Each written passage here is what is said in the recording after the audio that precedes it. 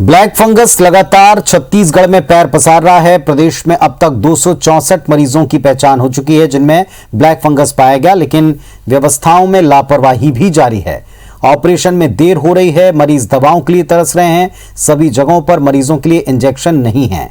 Raipur AIIMS में देर रात तक मरीज एम्फोटेरेसिन बी इंजेक्शन के लिए इंतजार करते रहते हैं। यही व्यवस्था सेक्टर 9 के अस्पताल में भी दिखी। केंद्र सरकार ने ब्लैक फंगस में इस्तेमाल होने वाली एम्फोटेरेसिन बी इंजेक्शन की सप्लाई अपने हाथ में ली है। ये बात रायपुर सांसद सुनील सोनी भी मानते हैं। उनका कहना है कि व्यवस्था बनाने के लिए केंद्रीय स्वास्थ्य विभाग से चर्चा करेंगे।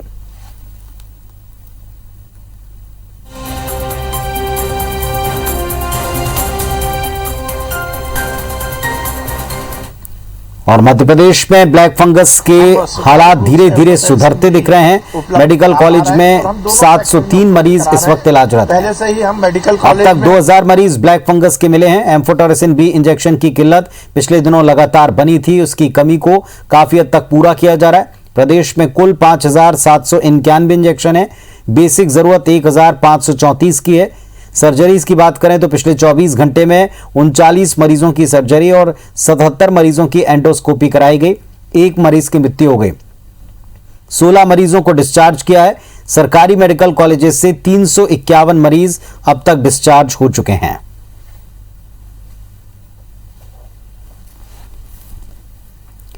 और हमारे दो सहयोगी इस वक्त हमारे साथ में जुड़ रहे हैं। विनय वर्मा रायपुर से और नीलम जुड़ी हुई है भोपाल से। पहले विनय के पास में चलते हैं। विनय, क्या स्थिति है? इंजेक्शन की कमी अभी भी लगातार बनी हुई है? देखिए पुनीत, जैसा कि आपने बताया इंजेक्शन की भारी कमी है और ये स्थिति तब है जब 264 नए मरीजों की जो पहचान अब तक छत्तीसगढ़ में हो चुकी है। ये स्थिति तब है जब तक पहले 20 दिनों में 25 दिनों में 25 जो लोग हैं उन्होंने अपनी जान गंवाई है ब्लैक फंगस के बीमारी के चलते। इसके अलावा जो जिलों में स्थिति है, ये स्थिति तब है जब छत्तीसगढ़ सरकार ने इसे नोटिफिएबल डिजीज़ घोषित किया है। ये तमाम जो चीज़ें हैं, न मरीजों को इलाज मिल पा रहा है, नहीं दवाइयां मिल पा रही हैं। बताया जा रहा है कि केंद्र सरकार ने सारी जो दवाइयां पूरे देश भर में एम्फोटेरेसिन बी नाम की इंजेक्शन सारे अपने हाथ में ले लिया है और जब से ही राज्यों के अनुसार वहां पे जो मांग आती है तो वहां से सप्लाई की जाती है। लेकिन जब सप्लाई मांग भेजी जाती है और वहां से आने में और राज्यों से हॉस्पिटलों में पहुंचने में इतना समय लग जाता है कि करीबन 10-10 घंटे 12-12 घंटे भी इंतजार करना पड़ता है और उसके बावजूद भी कई बार वहाँ पे दवाई इंजेक्शन है वो उपलब्ध नहीं हो पाते। और ये स्थिति रायपुर एम्स जैसे संस्थान में है। वहां से बताया जा रहा है कि केंद्र सरकार जब भेजती है एक दुकान में, वहां से जो मांग के अनुसार अलॉटमेंट के अनुसार जाकर वहां से परचेस करते हैं, फिर हॉस्पिटल जाता है और वार्ड जाता है, वार्ड के बाद में मरीजों तक पहुंचता है। तो ऐसे में जहां सुबह 11 बजे लगना होता है वो रात को 12 बजे 1 बजे तक भी इंजेक्शन वहां पर उन्हें उपलब्ध नहीं हो पा रहा है। अब बात करें अगर राज्य प्रशासन की जो व्यवस्थाओं की, तो जैसे ही जो कोरोना है जहाँ पर जिन जिलों में अधिक था उसी जिलों में ब्लैक फंगस की जो मरीज हैं वो अभी तक ज़्यादा दिख रहे हैं। जैसे रायपुर, दुर्ग, बिलासपुर, ये सबसे टॉप में ऐसे जो ज़िले हैं जहां पर जो कोरोना के संक्रमण के बाद में ब्लैक फंगस के जो मरीज हैं वहां पे मिल रहे हैं। लेकिन रायपुर में एम्स और मेकाहारा में इलाज हो रहा है। लेकिन जो भिलाई है वहां पर सेक्टर 9 का हॉस्पिटल में इलाज हो रहा है। लेकिन जो बिलासपुर है और अन्य ऐसे ज़िले हैं वहाँ पर जो इलाज नहीं हो रहा, जबकि राज्य सरकार ने ये कहा कि मेडिकल कॉलेजों में इलाज होगा इनका। लेकिन वहाँ से जो मरीज हैं केवल वहाँ पर रेफर किए जाते हैं। जब मरीज वहाँ पहुँचते हैं हॉस्पिटल में तो उन्हें बताया जाता है कि ये ब्लैक फंगस नामक बीमारी है और इसके लिए आपके लिए दूसरे शहर जाना पड़ेगा, मसलन रायपुर, दुर्ग और बिलासपुर में। तो ऐसे ये राज्य शासन को जाना पड़ेगा। अगर आपने पूरे 6 मेडिकल कॉलेजों को कहा है ये इलाज करेंगे तो वहाँ इलाज की व्यवस्था कहाँ है? विशेषज्ञ डॉक्टर नहीं है। जैसे देखा जा रहा है कि जो जिलों में विशेषज्ञ डॉक्टर नहीं है तो विशेषज्ञ डॉक्टर बनाने पड़ेंगे और व्यवस्थाएं संसाधन देने पड़ेगी, जो दवाइयाँ हैं वो उपलब्ध करानी पड़ेगी ताकि जो मरीजों का वहाँ इलाज होगा।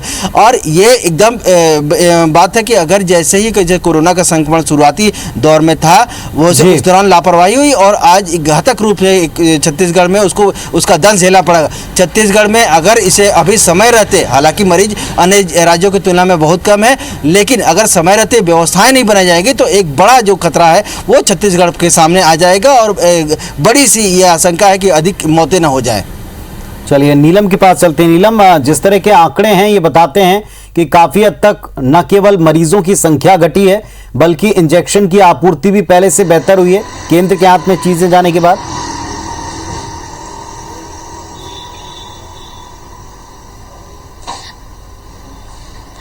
जी बिल्कुल, मध्य प्रदेश में यदि हम ब्लैक फंगस की बात करें तो स्थितियां जो है सुधरती हुई नजर आ रही है। पिछले दिनों जिस इंजेक्शन की किल्लत से मरीज के परिजन ज्यादातर परेशान हुए थे, उस इंजेक्शन की आपूर्ति लगभग बनी हुई है।